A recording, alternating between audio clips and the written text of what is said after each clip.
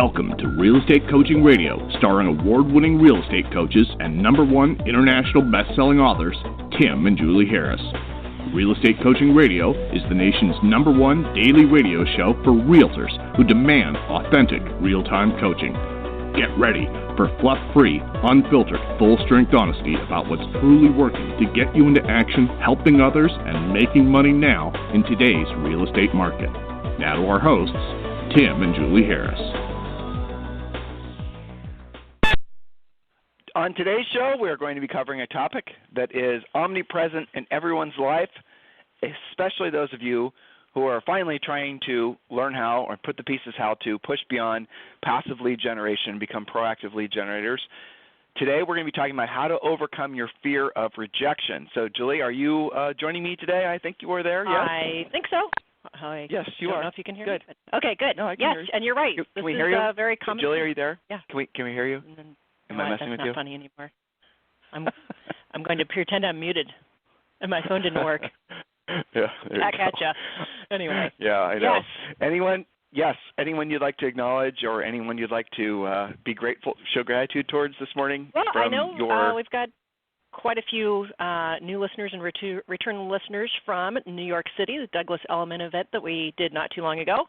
I know that we were reminding some of them, and then for a few of them, I think they're newer to the podcast. So just a quick shout-out towards the New York City market. We always love to have you guys there, as well as the other end of the spectrum, clear out west. And, you know, one of the reasons I have my premier coaching call at the time of day I do is because our Hawaiian clients have to get out of bed pretty early. I didn't want to make it any earlier on them. So I just like to give extra acknowledgement for people who make the extra effort to be there, both on the podcast as well as our Premier Coaching members. So those are my two quick shout-outs, and then we can get going on the ever-popular How to Overcome Your Fear of Rejection. That's right. So also remember, folks, if you want copies of the books that everyone is raving about, specifically Think and Grow Rich for Real Estate and the Real Estate Treasure Map, and if you'd also like a free coaching call with one of our new member coaches, we've made it super simple for you. We've actually made the process so that all of you can accomplish those goals within about 2 seconds. All you have to do is text the word Harris to 31966. Text the word Harris, Harris, to 31996, and you will be sent a scheduling link to schedule a call with one of our new member coaches. And on that call, they're going to walk you through the steps on how to build your lead generation wheel. In other words, your specific plan on how to lead generate this year, next year. So that is what the purpose of the free coaching call is, and just because you've requested a free coaching call, we're also going to be giving you 6 books.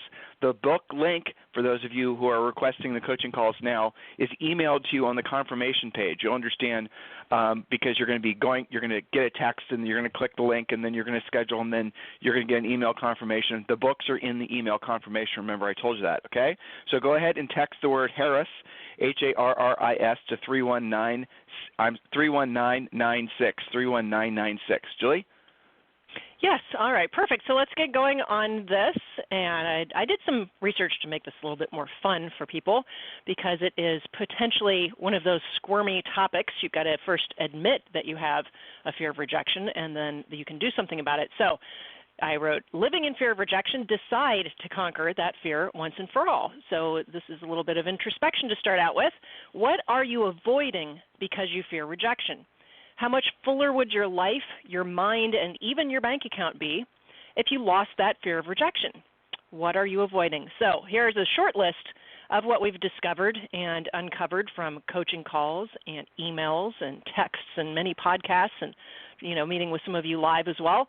So what do people avoid because of this fear? Well, prospecting is clearly the obvious choice, but what about talking about real estate with anybody you don't already know? Usually the fear of rejection pops up when you have to have those discussions with, people that you run into that maybe were not a past client or a referral or a friend or a family member. What about your lead follow-up? Are you avoiding following up because somebody might say no to you? Maybe because they might say yes to you. Then you won't know what to do, potentially. Are you avoiding closing for the sale because you're afraid that you'll get rejection? And this stems even into relationships. Are you avoiding higher average sale prices or different neighborhoods or different types of sales because you fear rejection? What about actually attaining and maintaining your magic number of listings? Creating your own buyer leads versus buying them, for example. And of course, you may not look at it this way, but by living in fear of rejection, you're actually avoiding your long-term ever-increasing wealth because it almost always takes. In fact, I can't think of a single example where you can get to ever-increasing wealth, where your money works for you and you're no longer working for your money, without having to power through some level of rejection. Would you agree with that, Tim? Can you think of any examples where, I suppose if you inherited it, but that's such a micro percentage of wealthy people, I don't think that really counts. What are your thoughts? We do need to dust off that series that we did maybe a year ago where we talk about basically the phases of wealth creation. We really should do that again. Yes. Because you're touching on something. When Julie and I were researching all this for our new book, which is coming out in June, and the vast majority of people think that rich people basically inherited it or were somehow given the money. And when Julie and I were refuting that, because we knew it was wrong, but we didn't have any statistics on it, and we were researching this for our new book, we found out that virtually nobody inherits their wealth. Virtually all the millionaires, multimillionaires, are all first generation and all created it in their own lifetimes. And there's lots of other anecdotal, pieces of information out there that we will be sharing with you hopefully on that upcoming podcast, but also available in our new book. The moral of the story is that there's never been a better time in the history of man, I'll go as far as to say that, if you're in the United States at least, to create real generational wealth for yourself. And it's just because we're at this convergence period, well, in our industry in particular, so it doesn't have to sound so lofty. I was just reading about Zillow. And Zillow just fired their CEO, Spencer Raskoff, who Julie and I have been friendish with for a long period of time, nice enough guy.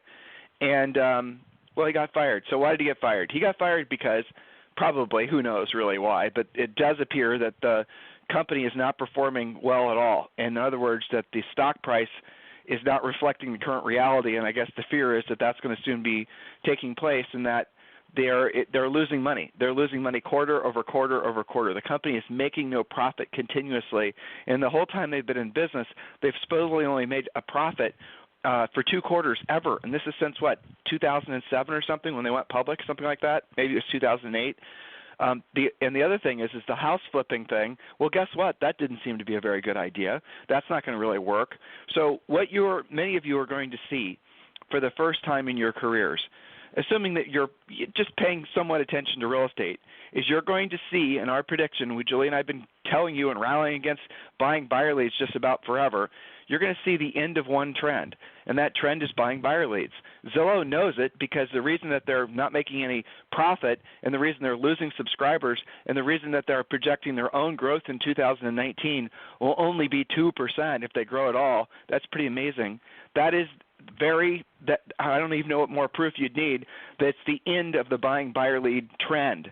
And there's other trends, big macro trends, that if you've been in the industry long enough, you'll see all these trends. The other, we had the marketing trend. We had the social networking trend. I sound like an ass saying this, but there was one of our main competitors who essentially for the longest period of time was trying to fool agents into believing they could social network their way to success, and that's what all of you needed to be doing and all that. And he had Gary V as a sort of his main guru. Well, Gary just comes out the other day and says, look, buying houses is a bad idea. You shouldn't be, most people shouldn't be buying real estate. It's like, oh, gosh. The insanity of it all. That's just another end of a trend. The social networking thing was another trend. The teams thing, believe it or not, and the expansion teams and all that stuff, that's another trend. All of these big trends are only available or really are only possible because so many agents don't want to do what they don't want to do, and they don't want to do it. They don't want to do real work. They don't want to put themselves in a position where they're going to hear anything other than yes. They want to believe that they can passively waltz through life without ever having to learn how to overcome rejection. And that's a lie. And that's a lie that literally, guys, billions of dollars is spent every year trying to perpetuate that lie. That's the reason you buy buyer leads. That's the reason that you believe social networking is going to essentially make it so you can create enough business for yourself to have a sustainable living. That's the reason that you do marketing. That's the reason so many of you do branding. And here's another one. We're finally seeing the end of this other trend, which is agents spending tens of thousands, if not hundreds of thousands of dollars per year on websites, on their own personal websites. There's been, and along with that are these complicated CRMs and these complicated drip email campaigns. The other thing that Julie and I have always been pointing out as being an enormous waste of time and money. Well, there's been a lot of research now that's shown that long-term lead follow-up is an utter waste of time. But why do agents do it? Because if they have a long-term lead follow-up system in place, they're fooling themselves into thinking a certain number of those people every single year, and they'll tell you this is how they rationalize it, are somehow magically going to become customers. They're going to somehow magically buy or sell a house with them. So they will fight like it's a religion, like, it's some kind of holy war. They'll protect their belief structure around CRMs and websites and all the rest of it. But then when you go back to asking them, they don't think like this. But if you were to ask them, well, what is actually happening as a result? Are you making a profit from this venture? So here's what we know. There's been, again, lots of research has shown that long-term lead follow-up is an utter waste of time. Well, how about this? The NAR study, which I thought was amazing, the total number of leads that the average agent gets from their own personal agent website every year is 0. That was shocking. I mean, I would have figured something, right? But not 0. Well, why?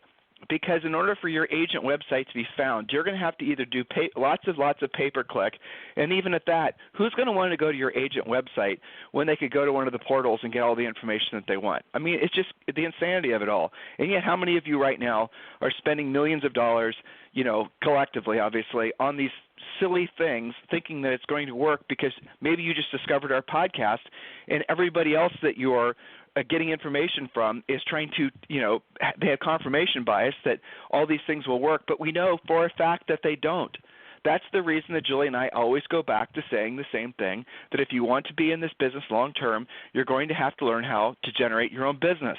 And you're going to have to learn how to have a very myopic approach to your business. Myopic means tunnel vision, and just focusing on being a powerful listing agent. All these other things are as seductive as they sound. I want to work on my team. I want to work on my team culture. All these things that people talk about endlessly do not put you in a position to help people and do not put you in a position to make money, let alone a profit.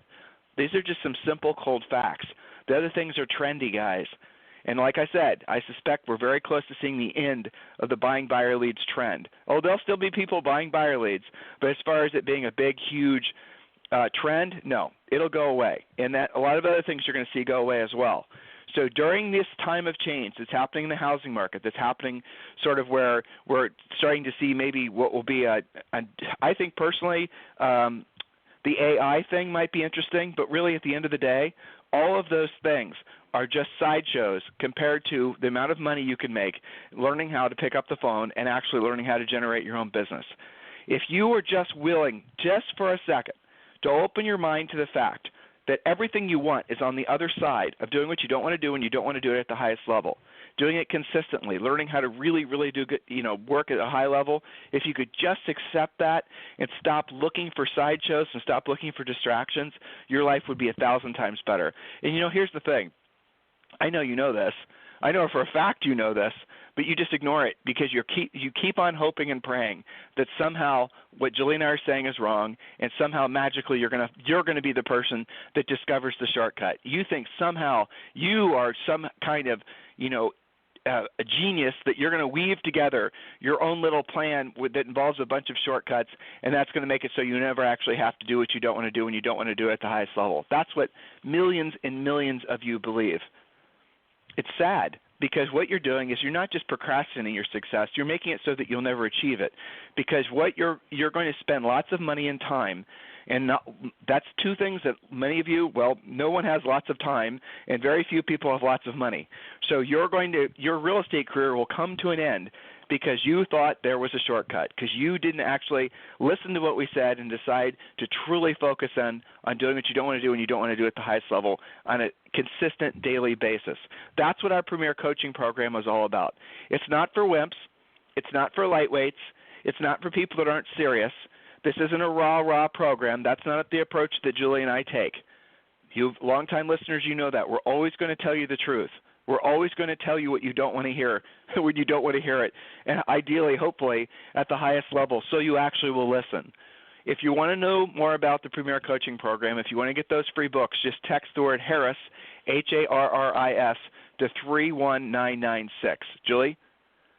Yes, absolutely. So back to all this is related, of course, fear of rejection. Why does somebody buy buyer leads? Because it's the easy button, they thought, right? Until it doesn't work anymore. You run out of money, you run out of credit card, you run out of runway. So it is much more sustainable. What's the saying about when you teach a man to fish? That's what popped to my mind. But it's more sustainable to.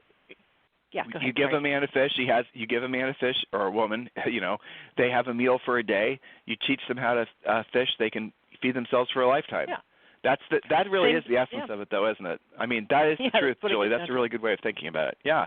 Well, it's good. That's what they're hoping for. They're hoping for an endless supply of people giving them fish, opposed to learning how to do it themselves. That is the bottom line. Good analogy.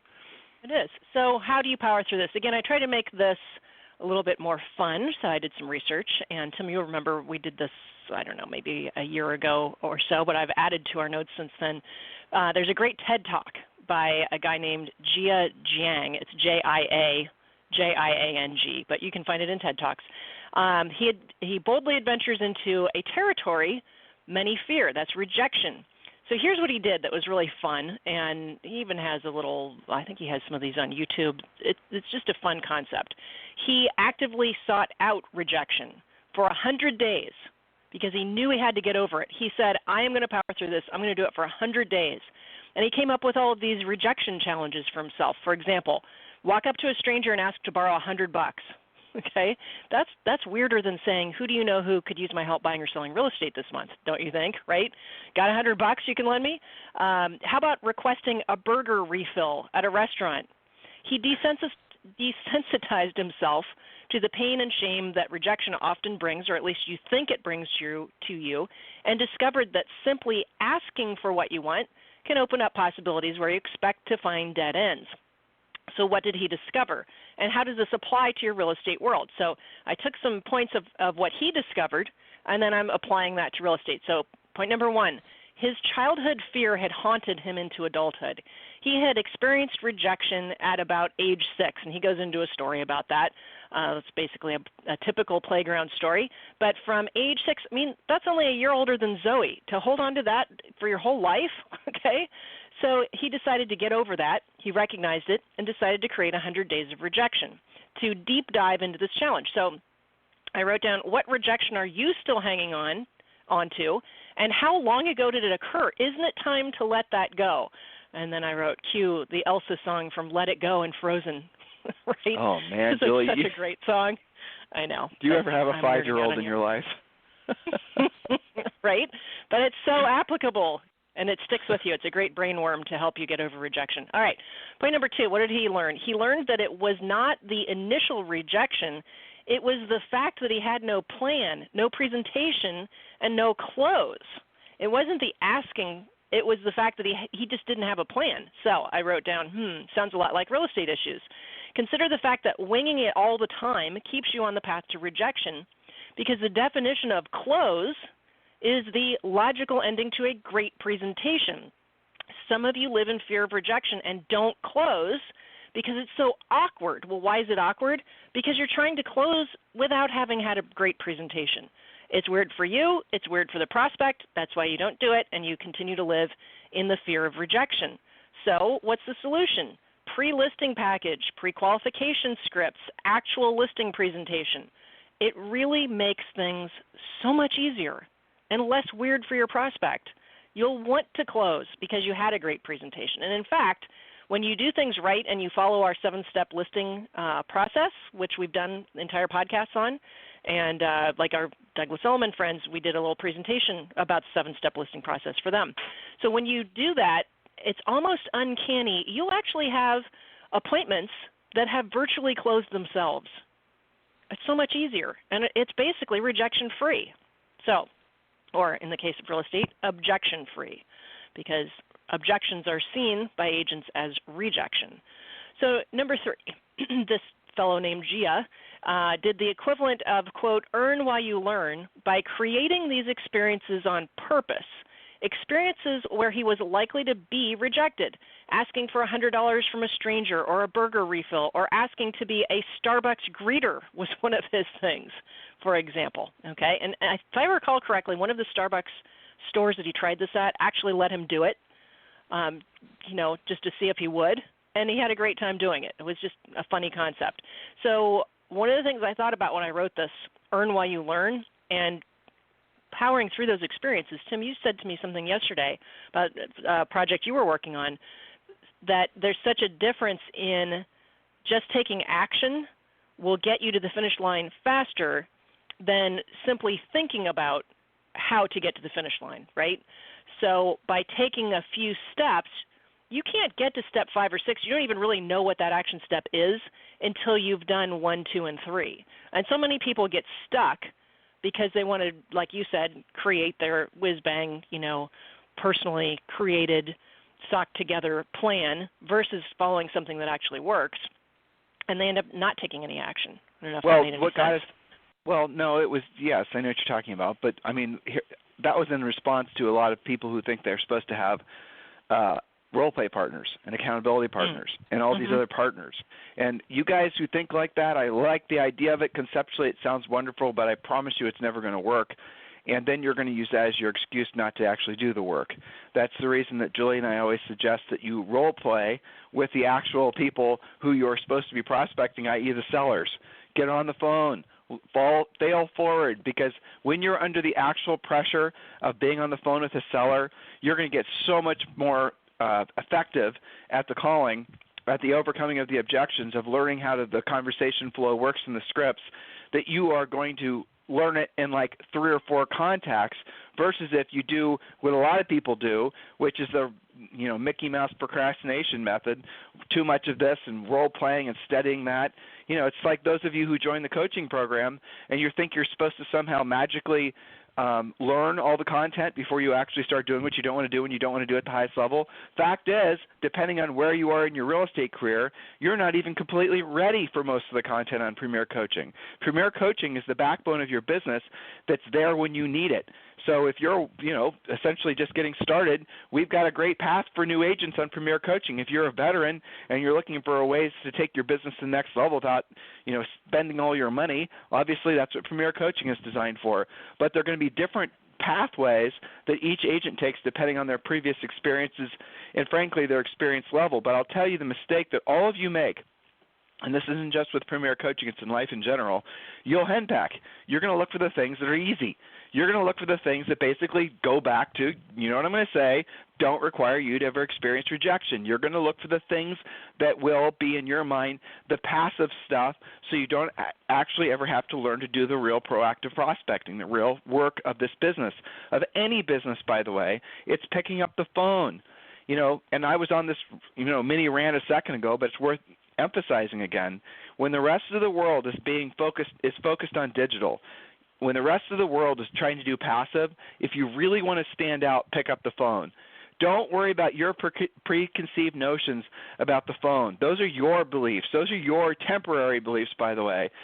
Why do you assume everyone else thinks the way that you think? That's a huge mistake. Most people will be thrilled when you call them back, assuming that you're calling them about solving a problem that they have. They have a problem. You know how to solve it. That's what an expired listing is. That's what 99% of the calls that we ask you to consider doing are the folks that who actually have a problem that needs to be solved. Learning how to actually do this business, it's actually relatively straightforward. It's easy. You can learn, we say always, earn as you learn as you earn. Either way, it works. The point being, don't wait to get started. Just jump 2 feet in and start taking actions like we tell you exactly how to do in Premier Coaching. If you want to learn more about Premier Coaching, text the word Harris to 31996, 31996. Remember, just by doing so, we're going to give you those free books, and you're entitled to a free coaching call with one of our new member coaches. Julie? Yes, indeed. So one of the things that was learned by this forced rejection project was that this fellow learned not to quit, not to give up. He developed what we call stick-to-itiveness, or the intuition that you must stick to it to succeed. So remember the stages of learning. We did a podcast on that. The second stage is concentration. That's exactly what we just described, not giving up. Work, work, work, power through. And this is where so many agents fail, is they get frustrated after, we hear it in things like, well, I tried calling expireds. Well, what? Like how many? Well, I called 3, and nobody was home. Like, is that really trying, or is that just dabbling? Is that what a hobbyist would do, a sampler? That's not giving up. Even if it was 20, you're still not authorized to really make a claim whether it works or doesn't when you didn't really work yourself. So I think this is an important point that he made, is to just not quit, to not give up. And, we have the plane taking off analogy that we use quite frequently, that, what would happen if the pilot decided to let off the gas before you reached altitude? How comfortable would that be? No, he keeps on powering through. That's what it takes to fly the plane. So I did a much shorter version of that so we can get through some of these points. Point number 5, he decided to be a better leader. This guy that did this is an entrepreneur. I'm making it apply to real estate, but he decided that to be a better leader, he must be a better person. So some of this is working on yourself and being more conscious and more present so that you can deal with the rejection aspect. And point number 6, there's a website that's actually, he calls it rejectiontherapy.com. It's a game where people come up with rejection exercises to desensitize yourself. He had a video blog that he did, right? So what he observed is that he had a lot of fear, but that the prospect was actually very reasonable and approachable. I mean, they let him be a greeter at Starbucks. Somebody said yes to that. It was his issue that he didn't have a plan. He would just run away when he felt rejected. But the next day he decided not to run. So have that plan. For example, point number 7, then I have to get to Premier and we'll continue this tomorrow. He did one of these experiments with creating Olympic donuts, right? He went to Krispy Kreme. He asked for Krispy Kreme to make him custom 5 donuts linked together to make the Olympic symbol. And the manager of Krispy Kreme actually said, yeah, that'll be fun. I'll do that for you. So he realized that he just had to ask enough times to hear yes. And this drives, I'm handing this point right to you, Tim. How many times are you asking for the business? And how many times, not a month or a week, but how many times per day are our podcast listeners in a position to actually hear no? And I'm going to run over to Premier while you wrap up on that thought. Well, we did have this little question that Julie and I just had pop in our heads when we were performing. Well, I say performing, it's really what it is, presenting in front of a group of agents. The first time we did it was probably about a year ago, where we said, if you're not putting yourself in a position to hear the word no at least 5 times a day, you're not doing your job. I remember the first time we did that, people just gasped. Now, because after, a lot of you guys are listeners to the podcast on a regular basis, so you've heard us say that before, so at least conceptually you get the idea. But how many of you are actually taking action with that concept? And I'm not talking about your spouse or your kid, or it's something. I'm talking about hearing no from potential sellers when you're calling an unrepresented owner, or AKA a for sale by owner. When you're calling, we have like 25 different lead sources that we ask for you to learn how to proactively lead generate from. And these lead sources don't cost you anything. These leads are free. So ask yourself, are you putting yourself in a position to hear the word no at least 5 times a day? You know, and I know you're not. So the answer for that first one for 99% of you is no. Well, here's another thought. Right now, how much would you pay for a stack? If I gave you 100 sellers in your marketplace that needed to sell their house, so you have a list of 100 agents in your marketplace that need to sell their house, how much would you pay for those leads? We asked that question for one of the groups when we were in New York City, and we had all kinds of extreme numbers thrown out at us because they were benchmarking how much seller leads are worth in their mind compared to the ridiculous, stupid money some of them have been spending on Zillow leads. And thankfully, Douglas Elliman is definitely not a proponent of buying buyer leads. They're a proponent of agents learning how to generate their own business, which I had massive respect for. Not something I see very often, if you want to know the truth, amongst a lot of brokerages. A lot of brokerages, because they don't know how to teach their agents how to go after business themselves, they are proponents of making money from selling those Zillow leads and margining them and selling them back to the agents in their office. So not only not helping agents build careers, not only are they not helping agents learn how to actually, fish, to use Julie's earlier analogy, but they're actually making money from it. Talk about a really bad brokerage situation, if you ask me. Agents, if you're in a situation like that right now where you're essentially thinking that your broker's doing you a favor by charging you a referral fee, 35 to 40% on top of your commission split for a buyer lead. You're crazy. Buyer leads are the easiest thing to get. They're free. If you have one listing, you have to beat the buyers off with a stick. You attach on your sign 1-800-HOME hotline. Just go to 1-800-HOME-hotline.com. And if you put a 1-800-HOME-hotline.com writer on your sign, yes, sign. I know some of you can't use real estate signs. I get it.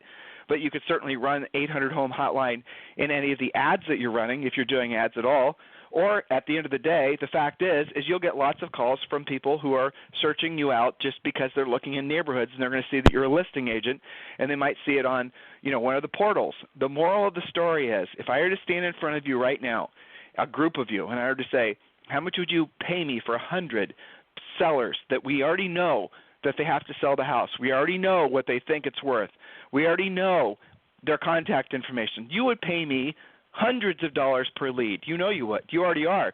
You're paying, in some cases, tens of thousands in referral fees, so of course you would. Well, those leads are free, guys. They are. They're free. They're in your MLS right now. They're called expired listings, and you can research them in every single market.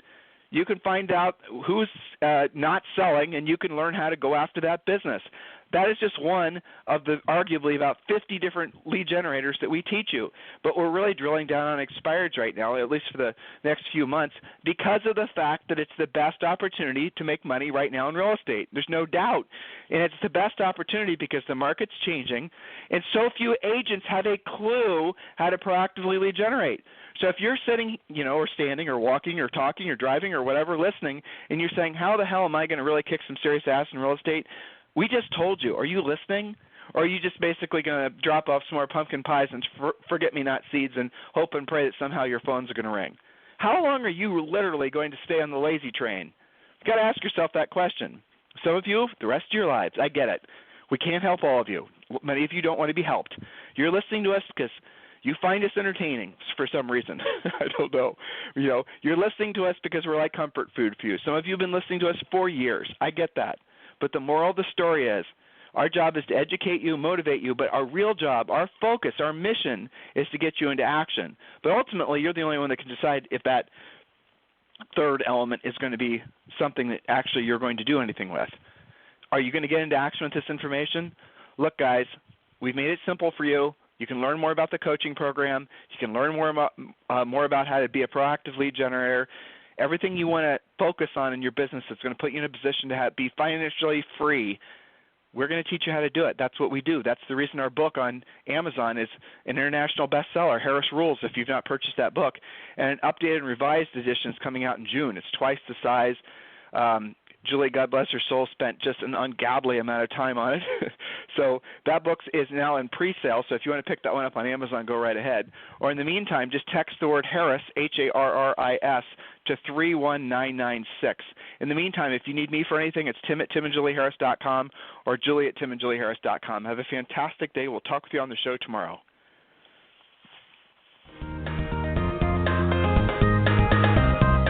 This program has been a presentation by Tim and Julie Harris, Real Estate Coaching.